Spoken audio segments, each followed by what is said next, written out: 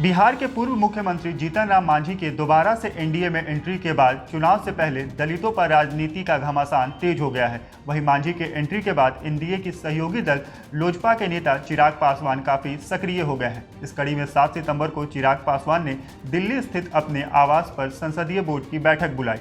बैठक में बिहार संसदीय बोर्ड के नेता मौजूद रहे। इस दौरान आगामी विधानसभा चुनाव को लेकर के सभी सदस्यों ने अपनी राय रखी। बैठक में बिहार चुनाव को लेकर के चर्चा हुई, जिसके बाद लोजपा की तरफ से बताया गया कि वो बिहार के 143 सीटों पर विधानसभा का चुनाव लड़ेगी। इसके लिए प्रत्याशियों की सूची बनवा करके जल्द ही केंद्रीय संसदीय बोर्ड को सौंपने को कहा गया है। इसके अलावा बैठक में गठबंधन को लेकर के भी फैसला किया गया है। बता दें कि पार्टी के राष्ट्रीय अध्यक्ष चिराग पासवान को गठबंधन पर फैसला लेने का अधिकार है, यानी कि सीटों के बंटवारे और गठबंधन पर फैसला चिराग पासवान को ही लेना है। इसके साथ ही लोकसभा में जदयू संसदीय दल के नेता और मुंगेर से सांसद ललन सिंह के बयान पर संसदीय बोर्ड की बैठक में निंदा प्रस्ताव भी पारित किया गया। दरअसल पीएम मोदी ने पिछले महीने एक संबोधन के दौरान कहा था कि कोरोना टेस्टिंग रेट बढ़ाने की ज़रूरत है, जिसके बाद एलजेपी ने बिहार के मुख्यमंत्री पर यह कहते हुए हमला किया था कि बिहार में कोरोना टेस्टिंग कम हो रही है।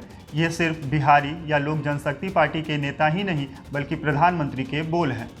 जिसके बाद लोक जनशक्ति पार्टी के बयानों पर मीडिया में ललन सिंह ने कहा कि वो क्या कहते हैं ये वही जानते हैं। एक कालिदास भी थे जिनके लिए प्रसिद्ध हैं कि जिस डाल पर बैठते थे उसी डाल को काटने लगे। ललन सिंह के इस बयान को लेकर के एलजेपी का कहना है कि जदयू चिराग पासवान की आड़ में प्रधानमंत्री पर हमला कर रहा है। एलजेपी और जदयू के बीच तल्खियों का अंदाजा इसी बात से लगाया जा सकता है कि चिराग पासवान ने सीएम नीतीश कुमार के दलित की हत्या पर परिवार के एक सदस्य को नौकरी देने की घोषणा पर चिट्ठी भेजकर सवाल उठाया तो जदयू भड़क गई। जदयू ने चिराग पासवान को चेतावनी देते हुए कहा कि हमारा गठबंधन बीजेपी के साथ है, एलजेपी के साथ नहीं है। चिराग पासवान की नीतीश सरकार को भेजी गई चिट्ठी को लेकर के पूछे गए सवाल पर जदयू के राष्ट्रीय महासचिव केसी त्यागी ने कहा कि चिराग पासवान को भद्दे बयानों से बचना चाहिए। उन्होंने कहा कि चिराग अगर खुद को एनडीए का हिस्सा मानते हैं तो वो नीतीश कुमार के खिलाफ बयानबाजी ना करें। बीजेपी के साथ हमारा गठबंधन है, एलजेपी के साथ नहीं।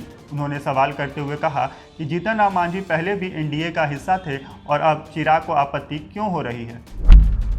बता दें कि चिराग पासवान ने अपने पत्र में लिखा था कि बिहार के मुख्यमंत्री नीतीश कुमार अनुसूचित जाति और अनुसूचित जनजाति के लोगों से पूर्व में किए गए वादों को पूरा नहीं किया है। चिराग पासवान ने कहा कि SC/ST समाज का कहना है कि पूर्व में 3 डिसमिल जमीन देने का वादा भी सरकार ने पूरा नहीं किया है, जिससे अनुसूचित जाति और जनजाति के समाज को निराशा हुई है।